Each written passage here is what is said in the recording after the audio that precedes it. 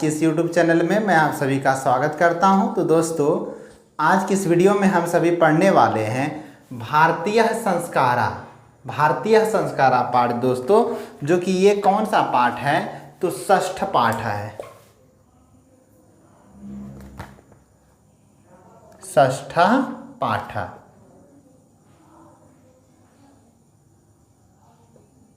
देखिए दोस्तों, षष्ठा जो है, षष्ठा का मतलब आपको पता होगा कि छ होता है। क्या होता है? छ। और पाठा जो है ना, पट धातु के साथ जब घय प्रत्यय जोड़ते हैं तो हमारा बनता है पाठा। तो ये पाठा का मतलब होता है अध्याय। क्या होता है? अध्याय। तो षष्ठा पाठा मतलब हो गया छठा अध्याय। ठीक है। तो अगर आपसे एग्जाम में पूछ लिया जाए कि पाठा में कौन सा प्रत्यय है, तो आपको बताना है कि पाठा जो बना है पठ जोड़ घय से मिलकर के बना हमारा पाठा। तो पाठा में कौन सा प्रत्यय है? तो घय प्रत्यय है। कौन सा प्रत्यय है? घय प्रत्यय। ये पूछा जा रहा है ये एग्जाम में को दोस्तों, इसलिए आप इसको ध्यान से समझ लीजिए कि पठ धातु के साथ जब घय प्रत्यय जोड़ते हैं क्या बनता है? पाठा। ठीक है। तो पाठा में कौन सा प्रत्यय? घय प्रत्यय। कौन सा प्रत्यय? घय प्रत्यय। तो आज हम लोग पढ़ने वाले भारतीय संस्कार कि भारतीय संस्कार क्या है, भारतीयों के जीवन में संस्कार का क्या महत्व है। जैसे आप सबों ने पढ़ा था कि संस्कृत का अर्थ क्या होता है? संस्कृत का अर्थ होता है दोस्तों संस्कारित करना, परिष्कृत करना, परिमार्जित करना, निर्मल बनाना, उज्जवल बनाना। यानी अगर एक शब्दों में बोला जाए दोस्तों, संस्कृत का अर्थ होता है कि हमारे अंदर से अशुद्धि को दूर करना, अवगुण को दूर करना। जैसे कि अगर हम बोल सकते हैं कि मान लीजिए हम कपड़े को धो रहे हैं, तो एक साधारण व्यक्ति क्या बोलेगा कि मैं कपड़ा धोता हूँ, लेकिन हम ठहरे संस्कृत के जानकार, तो हम क्या बोलेंगे कि मैं कपड़े को संस्कृत करता हूँ। क्या करता हूँ? संस्कृत करता हूँ, यानी कपड़े से अशुद्धि को दूर कर रहा हूँ। मेरी माता गेहूं को जो है क्या कर रही है? संस्कृत कर रही है, यानी कि मेरी माता गेहूं से उसकी अशुद्धि को दूर करे। यानी कि जिससे भी अशुद्धि दूर किया जाए उसे हम लोग क्या बोलेंगे कि हम उसको संस्कृत कर रहे हैं, यानी अशुद्धि को दूर करके उसको साफ सुथरा बना रहे हैं। तो संस्कृत का अर्थ ही होता है क्या? निर्मल बनाना, उज्जवल बनाना, परिष्कृत करना, परिमार्जित करना। और संस्कार इसी से मिलता जुलता है संस्कार। और संस्कार क्या करता है दोस्तों? संस्कार जो है ना, हमें जो है अशुद्धि को दूर करके गुणों को ग्रहण करने में जो है सहयोग करता है। संस्कृत क्या करता है? अवगुण को दूर करता है। ठीक है। लेकिन संस्कार क्या करता है? अवगुण को दूर करने में तथा गुणों को ग्रहण करने में सहयोग करता है। तो संस्कृत और संस्कार दोनों एक दूसरे से जुड़ा हुआ है। संस्कृत जहां हमारे अशुद्धि को, अवगुण को दूर करने का काम करता है, लेकिन संस्कार क्या करता है कि उसको सहयोग करता है। ठीक है। तो भारतीय संस्कार, भारतीयों के जीवन में संस्कार का क्या महत्व है, इसके बारे में आज हम लोग जो है डिटेल में पढ़ने वाले हैं। तो दोस्तों, आप भी अपने पाठ्य पुस्तक निकाल लें, पीयूषम द्वितीय भाग, और अध्याय कौन सा निकालें? षष्ठा पाठ, भारतीय संस्कारा, जो पेज नंबर 42 में है दोस्तों। कितना में है? 42 में। उम्मीद है कि आप लोगों ने पुस्तक निकाल लिया होगा। आइए दोस्तों हम लोग पढ़ते हैं। देखिए दोस्तों क्या कहता है कि भारतीय संस्कृति अन्यतम वैशिष्टम विद्यते।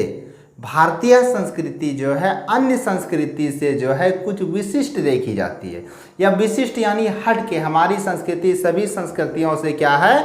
बिल्कुल हटके है। यत जीवने इह समय समय संस्कारानुतिष्ठिता भवन्ति। यहाँ जीवन में समय समय पर संस्कारों का अनुष्ठान होता है।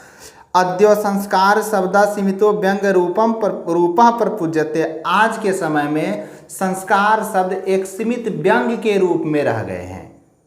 ठीक है। आज के समय में संस्कार शब्द एक व्यंग के रूप में रह गया था। आपके एग्जाम में पूछा जाता है दोस्तों कि आज के समय में कौन सा शब्द व्यंग के रूप में रह गया? तो संस्कार शब्द। देखिए दोस्तों, जिन जिन शब्दों पर मैं जोर दूंगा, ठीक है, यानी कि उसको रिपीट करेंगे, आप समझ जाइएगा कि वो महत्वपूर्ण है और कई बार पूछे गए एग्जाम में, और यही सब पूछा जाता है। ठीक है।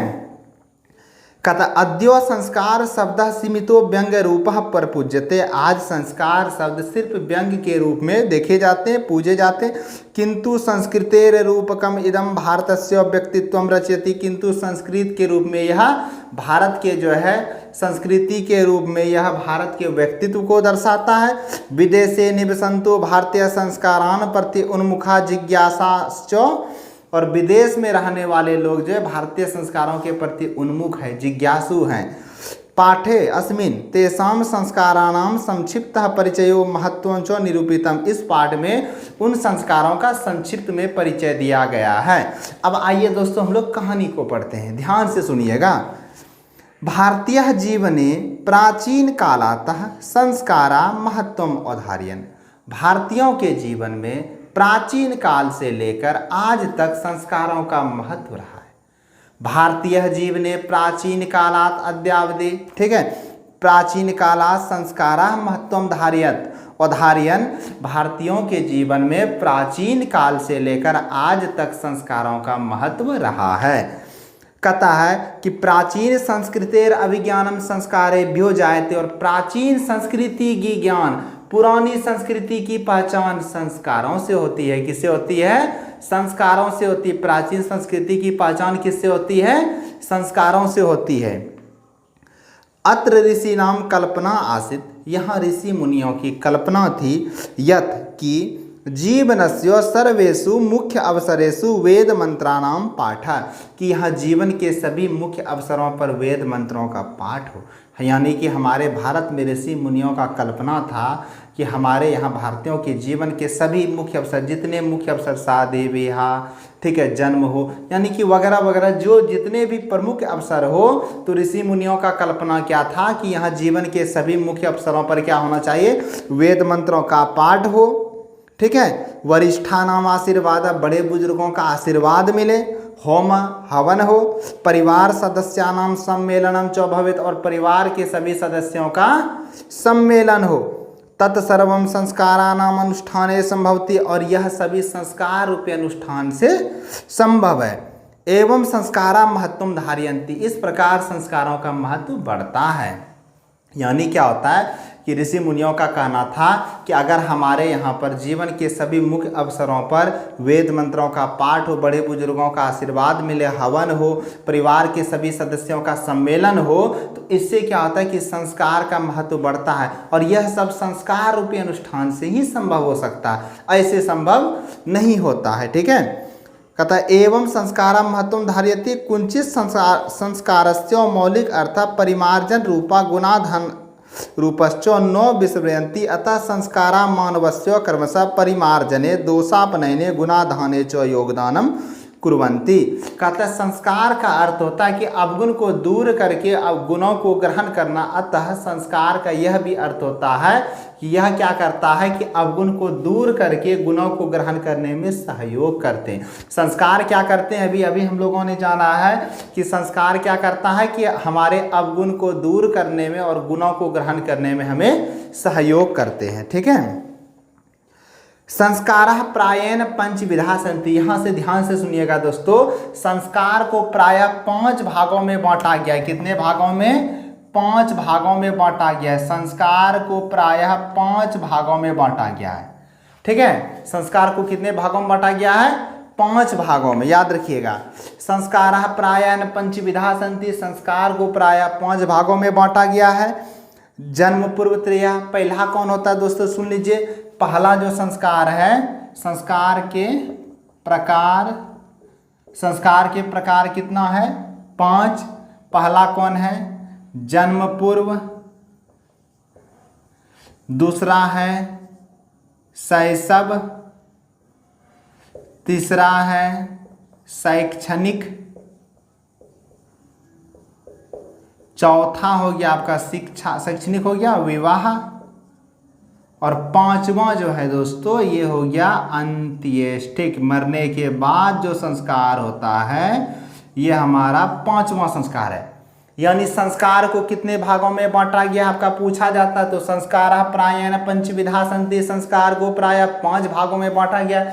जन्म पूर्व, शैशव, शैक्षणिका, विवाह, अंत्येष्टिक। ठीक है। अब क्या कहता है, जन्म पूर्व त्रयः, जन्म के पहले जो संस्कार होता है वो 3 होता है, यानी जन्म पूर्व संस्कार में 3 संस्कार आते हैं। शैशवः षठः, शैशव संस्कार जो होते हैं वह 6 होते हैं। शैक्षणिकः पंचः, शिक्षा संस्कार जो होते हैं वो 5 होते हैं। विवाह एकः, विवाह संस्कार 1 होते हैं। अंत्येष्टिक एकः, यानी कि अंत्येष्टिक संस्कार भी 1 होते हैं। समझिए बुक में क्या कहता है कि संस्काराः प्रायेण पंचविधा सन्ति, संस्कार प्राय 5 प्रकार के होते हैं। जन्म पूर्व त्रयः, जन्म के पहले 3, शैशवः षठः, ठीक है, शैशव 6, शैक्षणिकः पंच, शिक्षा संस्कार 5, गृहस्थ संस्कारा विवाह रूपः एक, गृहस्थ संस्कार जो विवाह के रूप में होता है वह 1, और मरणोत्तर संस्कारश्च 1, और मरने के बाद जो होता है 1, वो अंत्येष्टिक संस्कार बोलते हैं।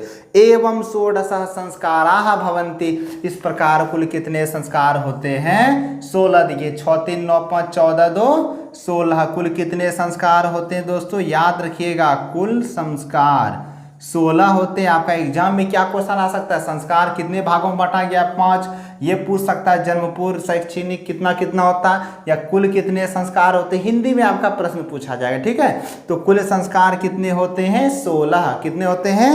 16। अब आगे सुनिए, जन्म पूर्व संस्कारेषु गर्भाधानम पुंसवनम सीमंतोपनयनम चेति त्रयो भवन्ति। जन्म पूर्व संस्कार में गर्भ धारण करना, पुंसवन क्या होता है, ठीक है, गर्भाधानम पुंसवनम, वीर्य की उत्पत्ति, जिससे बच्चे का निर्माण हो तो वो ज़्यादा से ज़्यादा मात्रा में बने, इसलिए संस्कार क्या आता है। तो यानी गर्भाधानम, पुंसवन और सीमंतोपनयन, ये 3 संस्कार होते हैं, ठीक है। अत्र गर्भरक्षा गर्भस्थस्य संस्कारोपनम गर्भवत्यास्य प्रसन्नताम चेति प्रयोजनम कल्पितम अस्ति। और इन संस्कारों का प्रयोजन क्या होता है कि गर्भ में बच्चा की रक्षा करें, गर्भवती को प्रसन्न रखें, ये सब जो है हमारा किस में आता है, ये जो है जन्म पूर्व संस्कार में आते हैं। फिर कहता है शैशव संस्कारेषु जात कर्म, शैशव संस्कार में कौन कौन आते हैं? तो जात कर्म, नाम कर्मणम, अन्न प्रशासन, चूड़ाकर्ण, कर्ण वेदश्चेति, ठीक है, कर्मसो भवंती, यानी कौन कौन आते हैं? जात कर्म, जब बच्चा जन्म लेता है ना तो जातक संस्कार किया जाता है। जैसे आपने रामायण में देखा होगा कि वन में जब माँ सीता को लवकुश, मतलब माँ सीता ने लवकुश को जन्म दिया तो उसमें शत्रुघ्न ने क्या किया था? जातक संस्कार किया था। तो जातक संस्कार जब बच्चा जन्म लेता है या तो पिता या चाचा के द्वारा किया जाता है, ठीक है।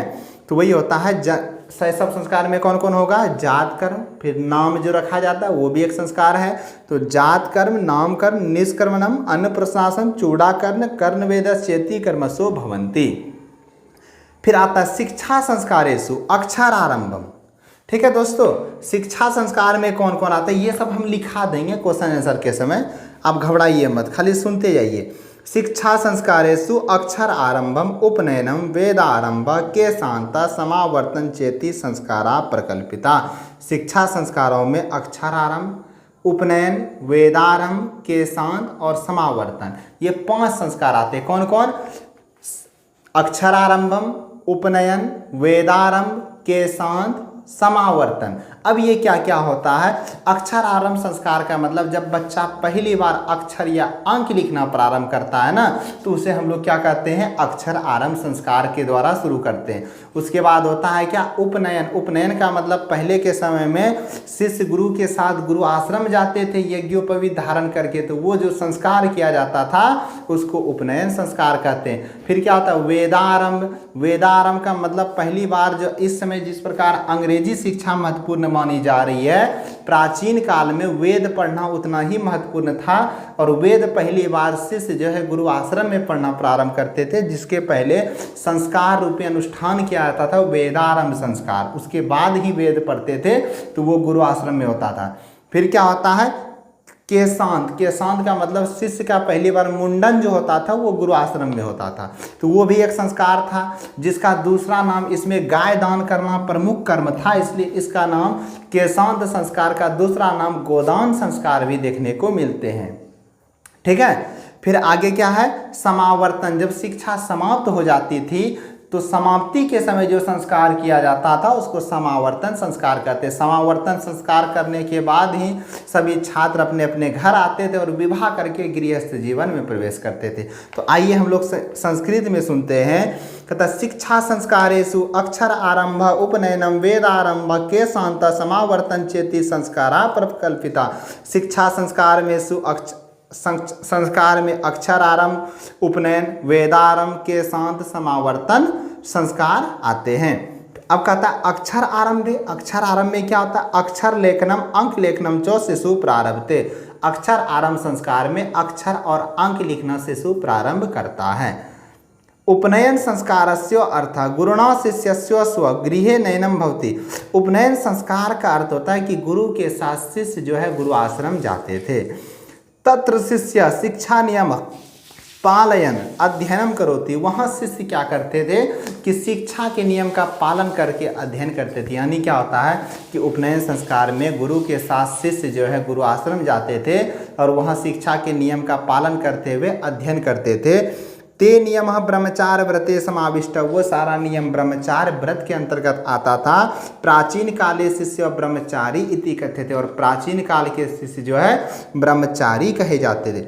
गुरु गृहे एव शिष्य वेदा आरंभम करोति सम। और गुरु के घर में ही पहली बार शिष्य वेद पढ़ना आरंभ करता था। क्या करता था?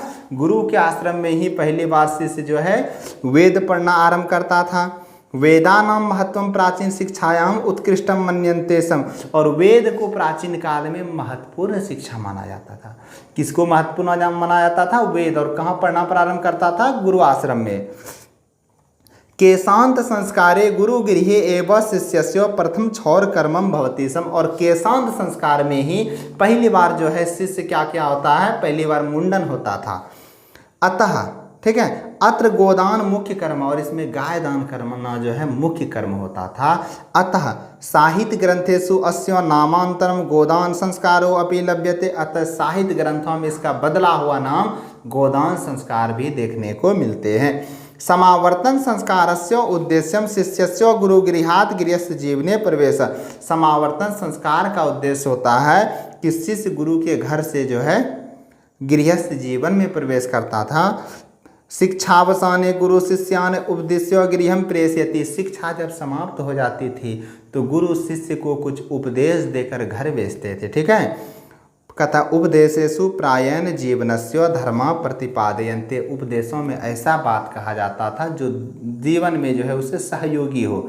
ठीक है, जैसे सत्यम वद, सत्य बोलना चाहिए। धर्मम चर, धर्म के अनुकूल आचरण करना चाहिए। स्व अध्यायानमः प्रमादा, अपने ज्ञान पर कभी घमंड नहीं करना चाहिए। क्या क्या? सत्य बोलना चाहिए, धर्म के अनुकूल आचरण करना चाहिए और अपने ज्ञान पर कभी घमंड नहीं करना चाहिए। विवाह संस्कार पूर्वकम एवं मनुष्य वस्तुतो गृहस्थ जीवनम प्रवेशति। उसके बाद विवाह संस्कार के बाद मनुष्य जो है गृहस्थ जीवन में प्रवेश करता है। यानी जब विवाह हो जाता है तो ही मनुष्य क्या होता है? गृहस्थ जीवन में प्रवेश कर जाता है। ठीक है, विवाह पवित्र संस्कार मत। विवाह एक पवित्र संस्कार माना जाता। यत्र नाना विधानी कर्मकांडानि भवन्ति, जिसमें अनेकों विधि विधान कर्मकांड होते हैं। तेषु वाग्दानम मंडप निर्माणम वधू गृहे वरपक्षस्य स्वागतम वरवधौ परस्परम निरीक्षणम कन्यादानम अग्नि स्थापनम पाणिग्रहणम लाजा होम सप्तपदी सिंदूर दानम इत्यादि। विवाह एक पवित्र संस्कार है जिसमें अनेकों कर्मकांड विधि विधान किए जाते हैं। जैसे वागदान, मंडप निर्माण, मंडप बनाना, वर वधू परस्परम निरीक्षणम, वधू गृहे वर पक्षस्य स्वागतम, लड़कियों के घर में बारातियों का स्वागत जो करता है वो भी एक संस्कार है। वर वधू परस्परम निरीक्षणम, लड़की लड़का जो बरमाला होता है ना, ठीक है, लड़का लड़की एक दूसरे को देखता है वो भी एक संस्कार है। कन्यादानम, कन्यादान करना भी एक संस्कार है। अग्नि स्थापना, अग्नि स्थापित जो किया जाता है। पानी ग्रहणम, लाजा होम, सप्तपदी सिंदूर दानम इत्यादि, ये सभी क्या होते हैं? विवाह के संस्कार हैं। ठीक है, तो आपको ध्यान से इसको लिख लेना है बुक से कि विवाह संस्कार में कौन कौन आता है। आपका सब्जेक्टिव में पूछ लिया जाता है तो वागदानम, मंडप निर्माणम, वधू गृहे वर पक्षस्य स्वागतम, ठीक है, वर वधो परस्परम निरीक्षणम, अग्नि स्थापनम, पानी ग्रहणम, लाजा होम, सप्तपदी सिंदूर दानम इत्यादि मुख्यानि कार्यानि भवन्ति। ठीक है, फिर कहता है सर्वत्र समान रूपेण विवाह संस्कारस्य प्रायेण आयोजनम भवति। सभी जगह समान रूप से विवाह संस्कार का प्राय आयोजन होता है। तदंतरम गर्भाधानयो संस्कारा पुनरावर्तन्ते। उसके बाद फिर महिलाएं गर्भवती होती है। जीवन चक्रम भ्रमति, यानी होता क्या है कि जब शादी हो गया तो फिर महिला गर्भवती होगी, फिर उसको बेटा होगा, फिर सारा संस्कार होगा, फिर बेटा बड़ा होगा, फिर शादी होगा, फिर महिला गर्भवती होगी, फिर बेटा होगा। यानी ये जीवन चक्र क्या होता है, घूमते रहता है। ठीक है। फिर कहता है कि संस्कारः वर्तन्ते जीवन चक्रम चो भ्रमति। इस प्रकार संस्कार जो है जीवन चक्र के समान घूमते रहता है। कहता मरणानंतरम अंत्येष्टिक संस्कार अनुष्ठियते। और मरने के बाद अंत्येष्टिक संस्कार का अनुष्ठान किया जाता है। एवं भारतीय जीवन दर्शनस्य महत्व उपादानम संस्कारः इति। इस प्रकार भारतीयों के जीवन में संस्कारों का बहुत बड़ा योगदान है। ठीक है दोस्तों, तो बस आपका ये चैप्टर समाप्त होता है। फिर मिलते हैं हम लोग आप लोगों की सेवा में। ठीक है, इसके क्वेश्चन आंसर के साथ। तब तक बहुत बहुत धन्यवाद।